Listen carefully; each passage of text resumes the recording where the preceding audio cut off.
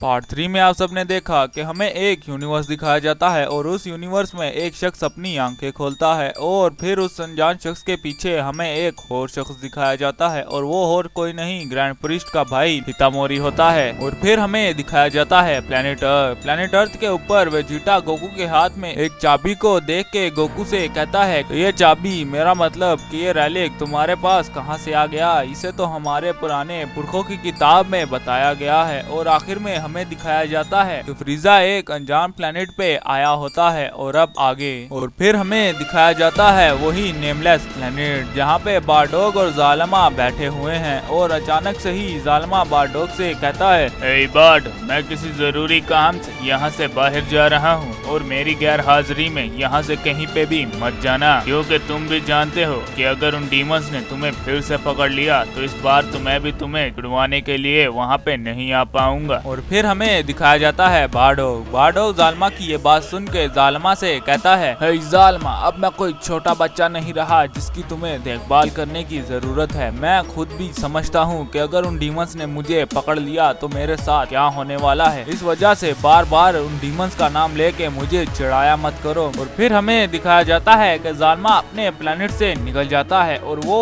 Grand priest के पास जा रहा होता है और जालमा रास्ते में जाते जाते कहता है कि अब मुझे उस ग्रैंड प्रीस्ट से मिलना होगा और उसे ये बात बतानी होगी कि मैंने कुछ दिनों पहले सेंस की थी उन रैंस की एनर्जी, और अगर उसने भी ये एनर्जी को सेंस किया है तो इसका मतलब एक ही हो सकता है कि फिर से होने वाली है एक जंग उन इवल गॉड्स और एंजल्स के खिलाफ। और फिर हमें दिखाया जाता है प्लेनेट अर्थ के ऊपर गोकू उस चाबी मेरा मतलब उस रैलिक को अभी भी हाथ में पकड़ के सोच रहा होता है कि अब मैं इसका क्या करूं। और जीटा ने जो मुझसे कहा उसकी वजह से तो मेरे सिर में ही दर्द हो गई और अब मैं क्या करूं और इस चाबी को मैं किसको दूं कि वो मेरे लिए इसे संभाल पाए। क्या मैं इसे गुहान को दे आऊं या फिर पिकलो या फिर मास्टर रोशी को। और अचानक से ही गोकू को किसी की याद आती है और वो कहता है ये बंदा बिल्कुल ठीक रहेगा इसे संभालने के लिए। और फिर हमें दिखाया जाता है कि गोकू अपनी इंस्टेंट ट्रांसमिशन वाली टेक्निक का यूज करके लॉर्ड वीरस के प्लेनेट पे आ जाता है। और फिर हमें दिखाया जाता है कि गोकू काफी ज्यादा हैरान हो जाता है और फिर गोकू कहता है वीस। और फिर हमें दिखाया जाता है वीस गोकू की आवाज सुन के गोकू की तरफ अचानक से ही देखता है और वीस की हालत देख के हमें ऐसा लगता है कि वीस काफी देर से फाइट कर रहा है। और अचानक से ही वीस गोकू के हाथ में उस रैलिक को देख के गोकू से कहता है हे गोकू, यहाँ से भाग जाओ इससे पहले कि इन इवल गॉड्स और एंजल्स की नजर तुम पे पड़े, और इस रैलिक का काफी ज्यादा ध्यान रखना। और वीस गोकू से बात करने के लिए अपनी किसी टेक्निक का यूज कर रहा होता है और गोकू इस बात को समझ नहीं पाता और वो वीस से कहता है पर आखिर यहाँ पे चल क्या रहा है, ग्रैंड प्रीस्ट आप दोनों को मार क्यों रहे हैं। और फिर हमें दिखाया जाता है कि उस ग्रैंड प्रीस्ट ने लॉर्ड वीरस और वीस को पकड़ा होता है पर वो ग्रैंड प्रीस्ट नहीं होते, वो और कोई नहीं ग्रैंड प्रीस्ट का भाई हितामोरी होता है। और गोकू हितामोरी को नहीं जानता क्योंकि गोकू को पता ही नहीं कि ग्रैंड प्रीस्ट का कोई भाई भी है। और अचानक से ही हितामोरी की नजर गोकू पे पड़ जाती है और वो कहता है क्या उसके हाथ में वो रैलिक है जिसे हम इतने दिनों से ढूंढ रहे हैं, और ये तो एक मोर्टल है और एक मोर्टल कोड ऑफ डिस्ट्रक्शंस के प्लेनेट पे क्या कर रहा है, और ये वीस को कैसे जानता है और इसके पास ये रैलिक आया कैसे।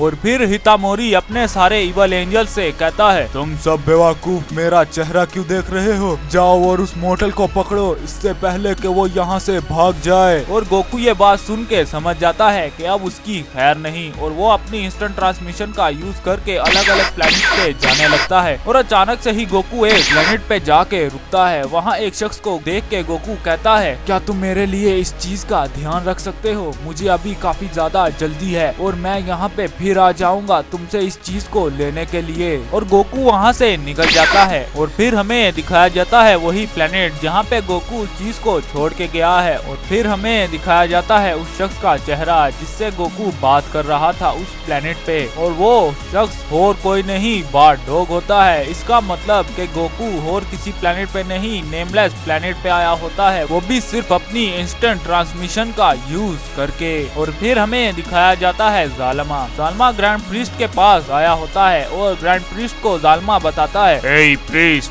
मैं तुम्हें कुछ बताना चाहता हूँ। मैंने कुछ दिनों पहले एक एनर्जी को सेंस किया है, पर वो एनर्जी इस रेल्म की थी ही नहीं। और मैं तुमसे बस यही पूछना चाहता हूँ, क्या तुमने भी उस एनर्जी को सेंस किया था? अगर किया है तो समझ जाओ कि हमारा टाइम फिर आने वाला है उनसे फाइट करने का। और फिर प्रीस्ट बताता है जालिमा को कि मैंने कोई एनर्जी सेंस ही नहीं की। जालिमा, तुम किस एनर्जी की बात कर रहे हो और तुम क्या कहना चाह रहे हो कि वो एनर्जी इस रेल्म की थी ही नहीं? क्या किसी ने उन रेल्म्स का दरवाजा खोल दिया है? और जालिमा ये बात सुन के काफी ज्यादा हैरान होता है और वो ग्रैंड प्रीस्ट से कहता है, इसका मतलब तुम यहाँ पे थे ही नहीं। आखिर तुम उन दिनों कहाँ पे थे जब मैंने उन एनर्जी को सेंस किया? क्या तुम किसी जगह पे गए हुए थे प्रीस्ट? और तभी ग्रैंड प्रीस्ट बताते हैं जालिमा को, मैं फ्यूचर ज़ेनो को उनके फ्यूचर में छोड़ने के लिए गया हुआ था। इसका मतलब तभी तुमने उस एनर्जी को सेंस किया होगा। और फिर हमें दिखाया जाता है गोकू प्लेनेट अर्थ पे से सेंसो बीम लेके सीधा ही लॉर्ड बीरस के प्लेनेट पे आ जाता है और वो व्हीस और लॉर्ड बीरस को सेंसो बीम देता है। और फिर हमें दिखाया जाता है हितामोरी और उसके कुछ इवल एंजल्स जो यूनिवर्स में खड़े होते हैं। उनमें से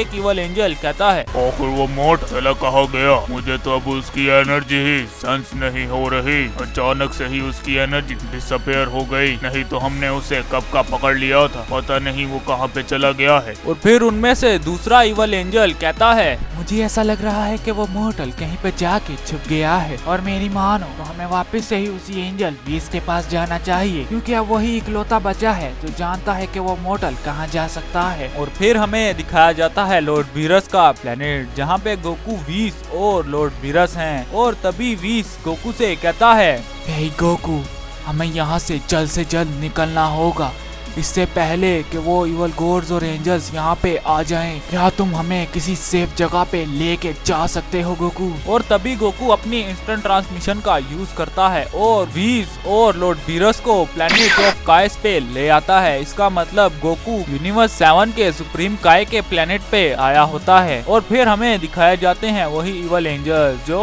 लॉर्ड बीरस के प्लेनेट पे आए होते हैं। और लॉर्ड बीरस के प्लेनेट पे व्हीस और लॉर्ड बीरस को वहाँ पे ना देख के वो काफी ज्यादा हैरान होते हैं, पर हितामोरी समझ जाता है कि लॉर्ड बीरस और व्हीस वहां से निकल चुके हैं और वो किसी जगह पे जाके बैठे हुए हैं और उन्हें अब ढूंढना काफी ज्यादा मुश्किल होने वाला है। और तभी हमें दिखाया जाता है सुप्रीम काय का प्लेनेट जहाँ पे गोकू, लॉर्ड बीरस, सुप्रीम काय और व्हीस हैं। और फिर हमें दिखाया जाता है व्हीस गोकू से पूछता है, हे गोकू, आखिर तुमने उस रेलिक को कहाँ पे रख दिया और तुम इतनी जल्दी वापस कैसे आ गए? क्या तुमने उस रेलिक को किसी को दे दिया या उसे कहीं पे छुपा के आए हो? और तभी गोकू जवाब देता है, पता नहीं कैसे, पर अचानक से ही मैं एक प्लेनेट पे चला गया और वहाँ पे एक शख्स था जिसकी एनर्जी मुझे काफी जानी पहचानी लगी और मुझे ऐसा लग रहा था कि इसका और मेरा बचपन से ही कोई रिश्ता है। और इस वजह से उस चीज को मैंने उसके हवाले कर दिया और उसे कह के आया हूँ कि मैं फिर आऊंगा तुमसे इस चीज को लेने के लिए। और फिर हमें दिखाया जाता है जालिमा अपने प्लेनेट पे वापस आ गया होता है और बारडोग के हाथ में उस रेलिक को देख के जालिमा काफी ज्यादा हैरान होता है। तो आखिर गोकू के पास ऐसी क्या चीज है कि वो उस नेमलेस प्लेनेट पे आराम से ही चला गया?